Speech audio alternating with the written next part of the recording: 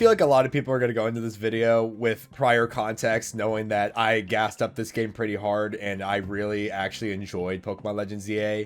So now that I'm being somewhat negative about it, I feel like we're going to have a fun, enjoyable time in the comment section. So I cannot wait. Hey guys, it's Cyanize here, and the other day we got information about Pokemon Legends ZA's Mega Dimension DLC.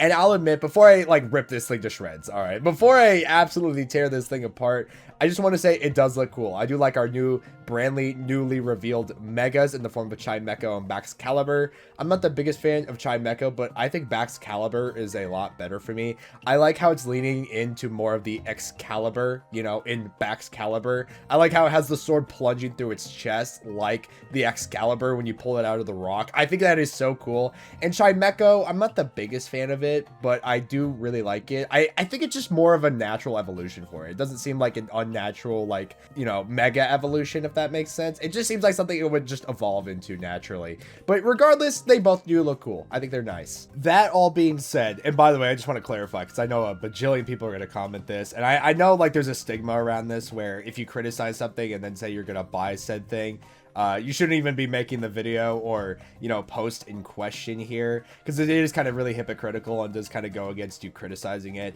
And I definitely do understand that, but in my defense, I make content and I feel it's pretty justified for me to want to buy the DLC so I can properly talk about it and form a proper opinion, because, you know, I do like actually forming an opinion based on the thing I played instead of going on Twitter and complaining about something I've never played before. But with that being said, what's the main deal with Mega Dimensions that I'm making this video about? Why am I so up in arms about this DLC? Well, before the game launched, and a lot of people had problems with this, even most of the Pokemon fans I know had problems with this, they revealed the Mega Dimensions DLC. They didn't reveal much other than that it's going to be $30 DLC and that there were 2 Mega Raichus. And I'm like, okay, that's cool. I'm kind of glad that Pokemon Legends EA was supported, but it was just the fact they announced $30 DLC for a game that wasn't even out yet. Now, don't get me wrong, this isn't Nintendo's first time doing this. I mean, Nintendo's done stuff like the Fighter Pass for Super Smash Bros. Ultimate. The difference is, though, is that Pokemon has a track record of putting out games that are very low quality and unfinished. And so to ask Pokemon fans to buy a DLC for a game that's not even out yet and to be excited for something, even though the product wasn't even fully released yet,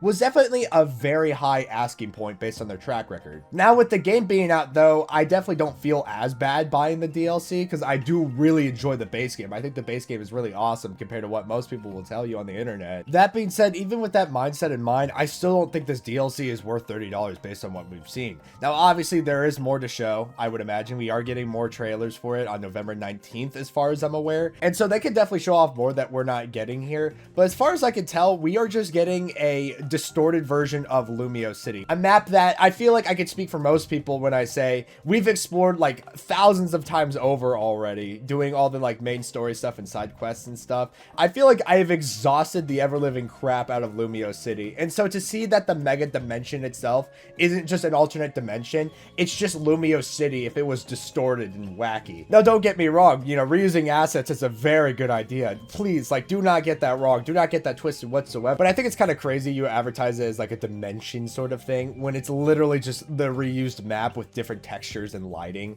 I think that's absolutely insane, especially for the price point. However, the main reason I wanted to make this video, and the main reason of my point of contention, is the fact that this DLC is dropping December 10th. That is nearly less than 2 months after Pokemon Legends ZA dropped. I mean, if that doesn't scream withheld content, I don't know what does. But that on top of this $30 DLC that for the most part doesn't look to be anything too impressive, worthy of the price, is...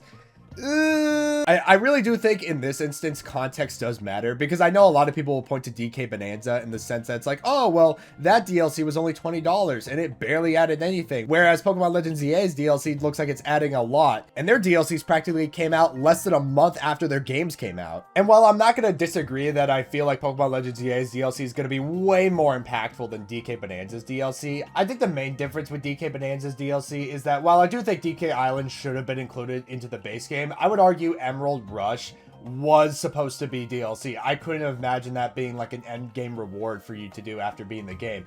DK Island, though, I feel like had no excuse, especially the fact that there's like nothing going on. You know, if they were still working on it and they wanted to add more bananas for you to collect onto the map, I'd understand. It's just an island full of Easter eggs with nothing to do. But Emerald Rush, that is definitely an update sort of thing. So I definitely get where they were coming from with that. It's not worth $20, but honestly, I can understand why this was an add-on for the most part. Whereas Mega Dimensions, I feel like you can make an argument that it would be extra content. It would be kind of weird to include Mega Dimensions after Pokemon Legends EA. But after playing Pokemon Legends EA, I would argue the post-game for Legends EA was so bare bones. They basically just ask you to replay the ZA Royale to get access to AZ's Floette. And then they ask you to play it another 5 times if you want to go through Jacint's Battle Gauntlet or whatever the heck that is. I haven't gotten into it yet, so I can't really talk on the matter. But needless to say, the post-game for Legends EA is one of the most bare bones post-games I've ever seen for a Pokemon game in a minute. And granted, I'm not going to talk about it here because I don't want people to get spoiled by leaks, but we are going to get a ton of new Mega Pokemon through this DLC. And I can probably understand from their perspective, they don't want to add like 20 plus more Mega Pokemon on top of the 30 plus that we got with this game. I feel like that would be a little overwhelming and overstimulating.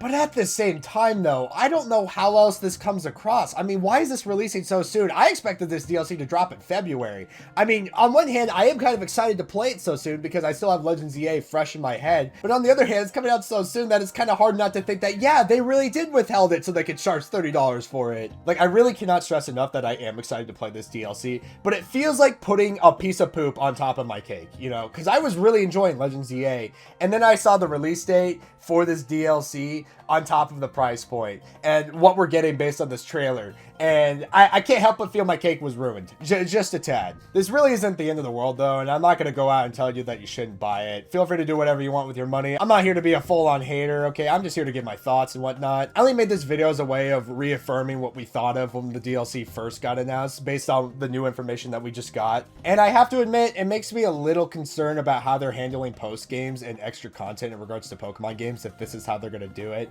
And I really hope we don't do that going forward, because me personally, I would like a meaty post game after I beat the game. I feel like post games are supposed to be the best part of Pokemon games in my opinion, though I will say the finale of Pokemon Legends EA was amazing. Anyone who finished the game can tell you that that ending was a cinematic masterpiece. But how are you guys feeling about the DLC and its release date and price point? Definitely let me know in the comments below. What kind of megas are you guys expecting to see in the DLC? There's one mega that I know about that is happening that I will not say, but I am really excited to see him get some extra love, so I'm really excited to see what he looks like in game. Let's try to keep the comment section civil if we can, because I know last time I made a video about this game, the comment section was brutal, so let's see if we can do a better job this time around. Stay hydrated, stay cool, and I will see you all in another video. Bye-bye!